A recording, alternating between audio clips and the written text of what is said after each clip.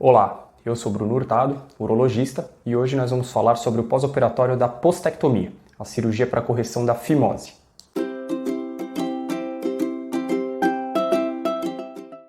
A postectomia nos adultos é feita da forma clássica, onde se retira o excesso de prepúcio, que é a pele que cobre a glande, e também aproveita-se e faz a plástica do freio, que é aquele pedaço de pele que fica na parte da frente, que pode incomodar durante a ereção ou durante a relação sexual e eventualmente pode até sangrar espontaneamente.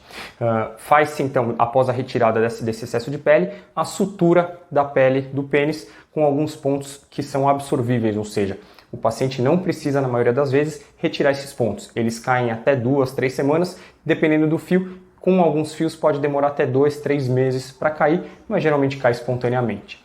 Na criança, pode ser feita a técnica clássica ou a técnica do Plastibell, que consiste de como se fosse um pequeno anelzinho de plástico.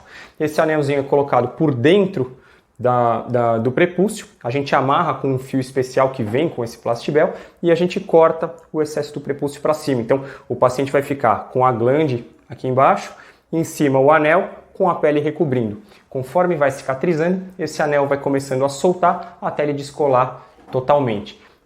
O tempo de permanência do anel na criança, né, quando a cirurgia é feita com Plastibell, pode ser até de alguns meses. Então, às vezes demora um pouco mais para cair, os pais não precisam se preocupar com isso, tá certo? Quando o paciente interna no centro cirúrgico, primeiro a gente faz, durante a anestesia, a gente faz a remoção dos pelos, se o paciente for adulto, né, dos pelos locais. Isso melhora a nossa higienização e diminui a chance de infecção de ferida operatória, infecção pós-operatória, tá? A anestesia, ela pode ser feita local, com injeção ao redor do pênis, onde se faz o bloqueio peniano. Pode ser local com sedação, que é da minha preferência, o paciente dorme, não vê absolutamente nada, não vê as picadinhas, é uma coisa muito mais confortável, mais tranquila, ainda mais se a gente for pensar que nós homens somos um pouco mais frouxos, né? Então é bom estar dormindo, na hora que o paciente acorda ele já está com curativo na recuperação anestésica, mais tranquilo. Pode ser feito local com geral também, então em alguns casos o anestesista prefere fazer uma anestesia geral, mas a gente também faz uma infiltração local, que ela vai manter uma anestesia para depois que o paciente acordar. Em alguns casos, raquianestesia. Para as crianças, normalmente nós fazemos anestesia local e geral, que a criança dificilmente, né, com a sedação, ela vai ficar totalmente quieta, ela pode se mexer, pode agitar, e isso pode atrapalhar a cirurgia. Então faz anestesia geral, que aí o paciente fica imóvel, o anestesista tem um controle total sobre o paciente. A cirurgia dura em torno de 30 a 60 minutos, mais ou menos, e o paciente recebe alta no mesmo dia, ele vai embora para casa. Como que a gente faz o curativo e quais são os cuidados pós-operatórios que esse paciente vai ter? Então, o curativo a gente faz com uma gaze, a gente abre uma gaze, coloca pomada, e aí cada médico, cada cirurgião tem a sua preferência de pomada. Eu gosto muito do Nebacetin, é uma pomada fácil de usar, você encontra em qualquer farmácia, então é tranquila. A gente passa na gaze, a gente enrola essa gaze em volta da ferida operatória e a gente recobre, então é um curativo como se fosse um curativo duplo. A gente enrola em volta e aí pegando todo o pênis ou com uma faixa, essas faixas que a gente usa para imobilizar punho, tornozelo, essas faixas ortopédicas, né, de faixa crepe, ou Coban, que é como se fosse uma bandagem elástica de várias cores, e ela é meio emborrachada, então ela gruda nela mesma. Então a gente consegue ter uma certa tensão ali na ferida operatória, não a ponto de estrangular o pênis, mas muitas vezes a ponto de ajudar na hemostasia, na parada do sangramento.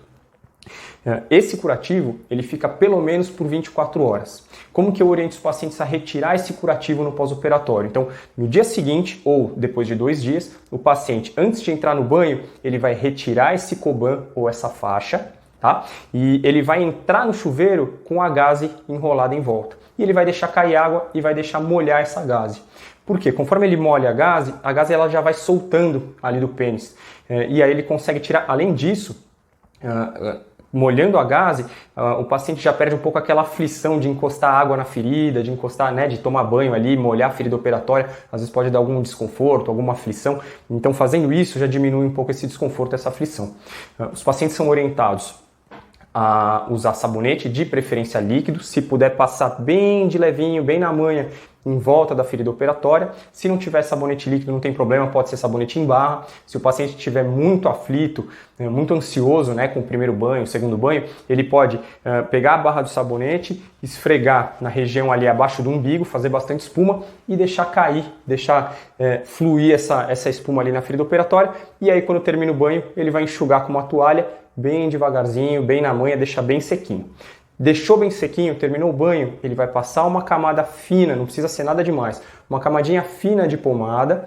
Nos primeiros dias eu acho que vale a pena ainda fazer um curativo com gaze, principalmente se é um adulto jovem, tem criança em casa, às vezes pode bater, pode, né, ou o paciente pode esquecer e ter algum tipo de, não trauma, mas encostar, alguma coisa assim, e nos primeiros dias fica um pouco mais sensível. Então vale a pena deixar o curativo até como uma proteção. Na primeira semana, o paciente geralmente vai usar uma cueca um pouco mais folgada, uma samba canção, ou uma bermudona mais folgada, ou até mesmo ficar sem a parte de baixo da roupa, né, como ele está em casa mesmo. Isso vai gerar mais, vai tornar mais confortável o dia do paciente. Geralmente o paciente fica uma semana sem trabalhar, né? Em alguns casos, dependendo do trabalho, dá para voltar antes, né? Mas aí eu oriento a usar uma calça um pouco mais folgada, nada muito apertado. Aviso o pessoal do trabalho que teve uma cirurgia, então o pessoal também vai entender e fica mais fácil, mais tranquilo. É bom evitar atividade física pelo menos na primeira semana, atividade física mais intensa, tá? Então subir escada, carregar compras no mercado, pegar criança pequena no colo, não tem problema nenhum. Só evitar musculação, natação, pedalada, corrida, essas coisas, evita no começo, principalmente nos 3 primeiros dias, que é o tempo que pode formar um hematoma, tá? Então é o tempo que pode forçar um pouco, aumentar a pressão vascular e pode precipitar em um hematoma, alguma complicação nesse sentido. Alguns médicos costumam prescrever antibiótico no pós-operatório. Isso não é uma regra, isso varia muito com a experiência de cada cirurgião. Como é uma cirurgia considerada limpa, eu não costumo deixar antibiótico via oral, só o Nebacetin, que já é um antibiótico, né? Ele tem um efeito local, mas também tem um efeito de hidratação dessa região. Então eu penso mais nesse sentido do que no sentido de antibiótico mesmo, tratamento. Não costumo fazer isso com frequência. Nos primeiros dias, né, passado o efeito da anestesia, o paciente pode sentir algum desconforto. Esse desconforto nós conseguimos controlar tranquilamente com analgésicos e anti-inflamatórios, então a famosa dipirona, paracetamol, um anti-inflamatório comum que o pessoal, né, consegue comprar fácil aí na farmácia, mas nós prescrevemos isso no pós-operatório. E o paciente fica mais ou menos de 30 a 60 dias sem ter relação sexual e sem se masturbar. Isso é muito importante porque se ele tiver relação sexual antes, ele pode forçar a região da sutura, né, da costura, e pode desencadear aí uma cicatriz hipertrófica ou até um queloide, e isso pode deixar a aparência feia, e um dos objetivos da cirurgia é deixar o meninão bonito, né? Tem que ter tem um caráter estético, né? Tem um componente estético envolvido também.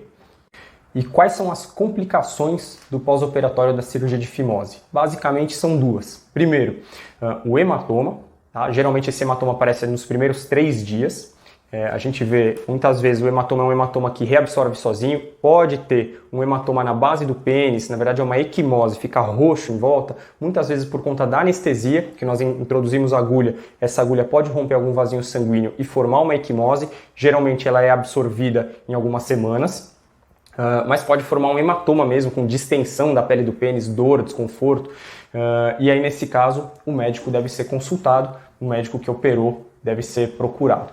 A segunda complicação mais comum é a infecção da ferida operatória. A ferida pode infeccionar e aí o paciente vai ter uma manutenção de dor, geralmente uma piora dos sinais flogísticos. O que são sinais flogísticos? São sinais inflamatórios. Então vai ficar mais inchado, né, que é o edema, pode ficar uma região mais avermelhada, mais quente, né, e muito mais sensível. Então nesses 2 casos, caso de hematoma e de infecção, o médico que operou deve ser procurado para fazer uma avaliação.